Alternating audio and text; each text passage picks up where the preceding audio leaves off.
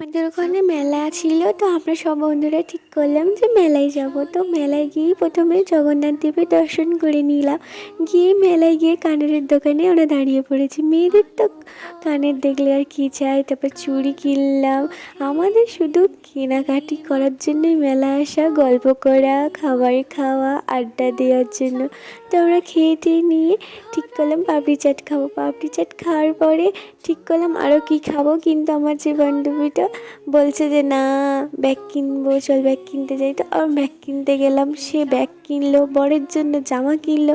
তার আর কেনাকাটি শেষ হচ্ছে না। আমাদের এই সব থেকে মাথা গরম হয়ে যাওয়ার পরে একটু আইসক্রিম খেয়ে মাথা ঠান্ডা করলাম। তারপর ফের আমাদেরকে দোকানে নিয়ে গিয়ে একবার নেল পলিশ কিনছে, একবার লিপস্টিক কিনছে। আমি তো আইসক্রিম দোকানে এত ভিড় দেখে দাঁড়িয়ে আইসক্রিম খেয়ে নিলাম। তারপর ফুচকা খেলাম। তারপর ফের আইসক্রিম খেয়ে বাড়ি চলে গেলাম। টাটা।